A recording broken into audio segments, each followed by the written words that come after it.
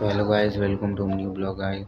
तो गाइस चलिए आज के स्टडी सेशन को स्टार्ट करते हैं। चलिए तो शुरू करते हैं।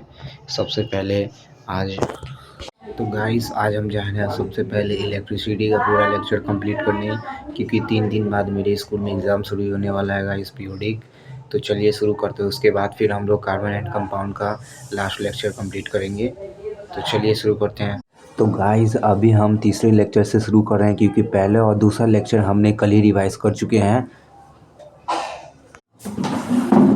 नहीं भी देख पाए तो भी कोई दिक्कत नहीं, अपने को कोई लोड नहीं है यार, अपने को लोड नहीं, अपने को कोई टेंशन नहीं है ना, पढ़ लेंगे आराम से, कोई दिक्कत नहीं, ठीक है ना। तो सीरीज सर्किट, पैरेलल सर्किट है ना, इनकी डेरिवेशंस भी है बेटा, ठीक है ना। आपको इनकी डेरिवेशन भी सीखनी है। जैसे 9th क्लास के अंदर डेरिवेशन होती थी, है ना, याद होगा आपको, डेरिवेशन करते थे ना 9th क्लास के अंदर, इक्वेशंस ऑफ मोशन की करते थे, है ना। या फिर फोर्स का फॉर्मूला एक्सेलरेशन के साथ डेरिवेशन होती थी उसकी भी, काइनेटिक एनर्जी की डेरिवेशन करी थी, है ना। ऐसे ही 10th क्लास के अंदर भी आप लोगों ने डेरिवेशन करनी है सीरीज सर्किट, पैरेलल सर्किट की, ठीक है ना। शुरू करते हैं। सबसे पहले बटा हेयर स्टाइल सर जी, हाँ संजय दत्त स्टाइल, ये संजू बाबा स्टाइल है, संजू बाबा स्टाइल फ्रॉम वास्तव। 50 तोला 50 तोला 50 तोला, ये वो वाला स्टाइल है, समझ गए तुम।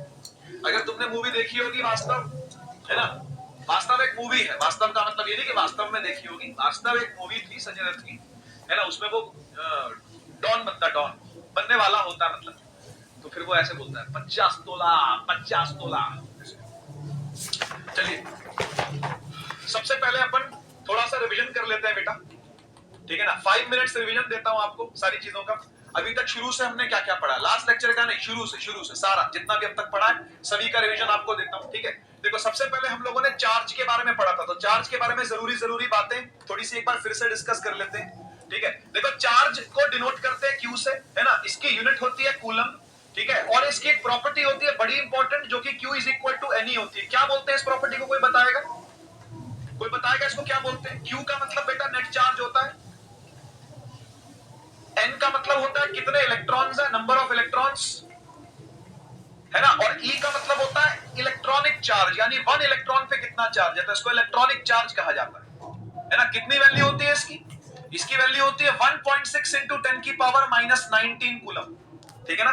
कूलम के अंदर चार्ज को लिखा जाता है, नंबर से मल्टीप्लाई कर देंगे, शाबाश, क्वांटाइजेशन है, वेरी गुड वेरी गुड, बहुत बढ़िया।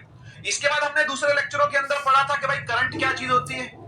तो करंट इज नथिंग बट एक वायर में, एक वायर के थ्रू, है ना, अगर हमने क्रॉस सेक्शन देखी, है ना, वायर में अगर एक क्रॉस सेक्शन देखी, तो उस क्रॉस सेक्शन को कितना चार्ज पास कर रहा है, कितने टाइम में, है ना। तो charge passing per unit time is called current. अरे याद करो, अरे याद आ रहा है तो याद करते रहो और कमेंट सेक्शन में लिखते रहो, है ना।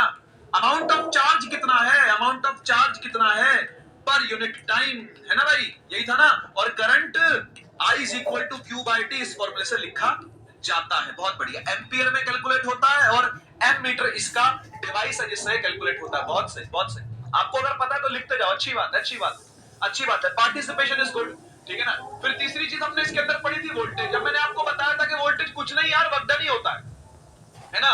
वोल्टेज कुछ नहीं, बैटरी का काम ही है, बैटरी का वर्कडन ही है, लेकिन किस पर, चार्ज पर किया जाने वाला। तो जब भी बैटरी आप जोड़ोगे सर्किट में, तो वो वायर के इलेक्ट्रॉनों को धक्का मारती है और इलेक्ट्रॉन चल पड़ते हैं।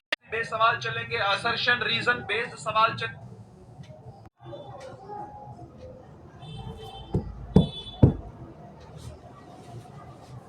आप लोगों ने रिवीजन को ऑन पॉइंट रखना है, ठीक है। मेरी बात समझ में आ गई, क्या ऑन पॉइंट रखना है, क्या बोला मैंने, क्या संभालना आपने, क्या ऑन पॉइंट रखना है। हाँ जी बिल्कुल बिल्कुल, ऑन पॉइंट रखना है रिवीजन, ठीक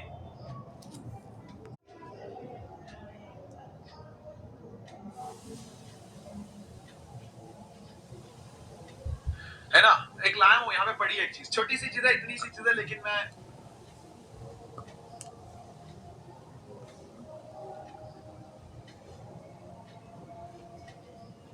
आपके लिए लेके आया, खोज के लेके आया, बड़ी मुश्किल से निकाल के लाया हूं।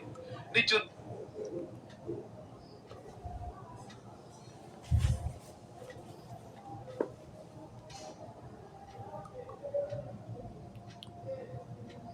के नहीं लाया, मांग के लाया, वापस कर दूंगा, ठीक है ना, जिसका भी ये है ना। लेकिन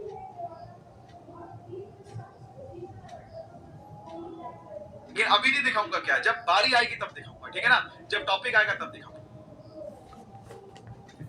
चलिए चलिए शुरू करते हैं। अच्छा एक काम करते हैं, आज हम चैट को बंद कर देते हैं, ठीक है। आज हम चैट को बंद कर देते हैं। बंद क्यों कर रहे हैं? ताकि डिस्ट्रैक्शन ना हो आपको,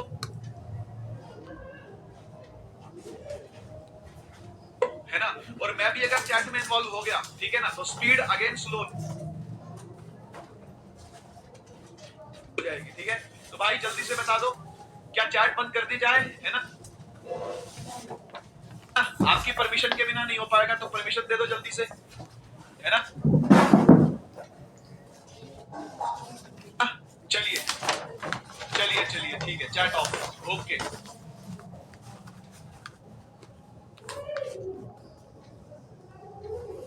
ओके ओके, दिख गया दिख गया दिख गया दिख गया, ठीक है ठीक है ठीक है, चैट ऑफ। हाँ बीच बीच में ऑन करता रहूंगा, मैं बीच बीच में ऑन करता रहूंगा, ठीक है ना, सो डोंट वरी, ठीक है ना। बीच बीच में चैट ऑन करता रहूंगा, ऐसा नहीं है कि मैं चैट ऑफ ही रखूंगा, है ना। जैसे जैसे हमारे टॉपिक आगे बढ़ते जाएंगे हम लोग बीच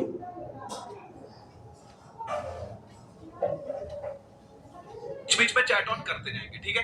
देखो ऐसा है कि मेजरली करंट के ना तीन इफेक्ट माने जाते हैं। मेजरली करंट के 3 इफेक्ट्स माने जाते हैं। एक माना जाता है केमिकल इफेक्ट ऑफ करंट, ये केमिस्ट्री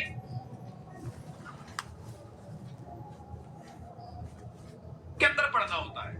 आपने सुना होगा कैथोड लगाते हैं, एनोड लगाते हैं, इलेक्ट्रोलाइट होता है, बैटरी लगाई जाती है और करंट चालू करा जाता है। उस करंट के चालू करने से क्या होता है, क्या इफेक्ट पैदा होता है भाई?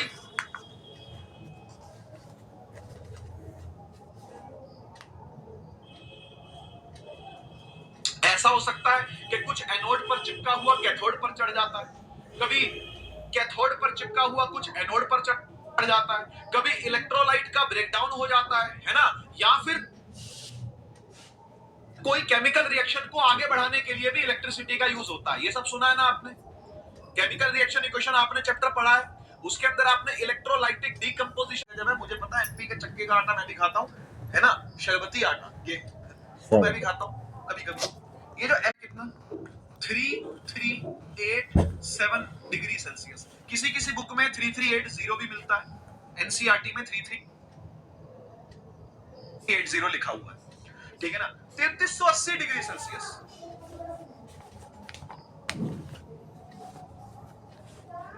ऐसा कौन सा फिलामेंट है भाई? अरे किस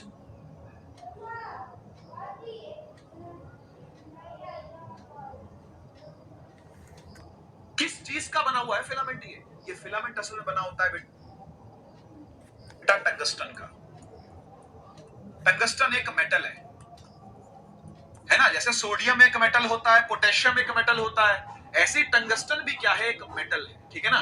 तो टंगस्टन का एलिमेंटल डिनोशन जो होता है वो W से होता है, जैसे सोडियम का Na से होता है, पोटेशियम का K से होता है, क्लोरीन का Cl है ना, और नाइट्रोजन का Na, ऑक्सीजन का हुआ है। इस प्रकार से टंगस्टन का होता है W से डिनोशन। पता नहीं क्यों करते हैं, भगवान जाने। सोडियम का Na करते हैं, नेट्रियम नाम है उसका, है ना। ऐसी पोटेशियम का K कुछ और नाम होता होगा उसका, पता नहीं, है ना। ऐसे टंगस्टन को W से डिनोट करते हैं, W से डिनोट करते हैं, सही। तो दोबारा बात पर आते हैं कि जब ये करंट इसमें घुसता है ना, जब ये करंट, और नीचे लिखा हुआ होगा, यहाँ कहीं कोने में लिखा होगा किलोवाट आवर, इसका मतलब आपने इतनी एनर्जी फूक दी, इतनी एनर्जी कंज्यूम कर ली, खपत कर ली, इतनी एनर्जी की खपत हो गई है, यानी कंजम्पशन हो गई है। समझ गए बात? तो इसका पैसा आपको पे करना पड़ेगा, है ना। तो वो साइकिल टू साइकिल चलता है कि भाई जून में आया था तो इतना था, फिर जुलाई में आया तो इतना हो गया, डिफरेंस निकाल ले, अच्छा इतना यूनिट इसने खर्चा, है ना। तो आपने ये बात सुनी भी होगी कि भाई दिल्ली के अंदर 200 यूनिट बिजली जो है वो फ्री है ना। ऐसे पहले करके पॉलिसी चली थी, अभी पता नहीं है या नहीं है ना, दिल्ली में तो अपन रहते नहीं, अपने को पता नहीं है ना। अभी आजकल सुना है कि नहीं है, पॉलिसी हट गई है ना, कि भाई 200 यूनिट बिजली जो है वो फ्री है। पंजाब में कह रहे थे 300 यूनिट बिजली जो है वो फ्री है ना। गोवा में भी कह रहे थे कितने यूनिट बिजली फ्री है, पर गोवा में सरकार आ नहीं पाई उनकी, है ना, तो बिजली की यूनिट जो फ्री कर रहे थे, है ना। लेकिन दिल्ली और पंजाब के अंदर उनकी सरकार है आज भी, है ना। तो ऐसा करके उन्होंने पॉलिसी निकाल रखी है कि इतने यूनिट बिजली फ्री है। तो वो यूनिट असल में क्या है, वो यूनिट असल में कमर्शियल यूनिट है। वो जो यूनिट है ना, वो कमर्शियल यूनिट की बातें कर रहे हैं। तो असल में इस बात को समझ लो कि जो 1 किलोवाट आवर है, जो 1 किलोवाट आवर है, वो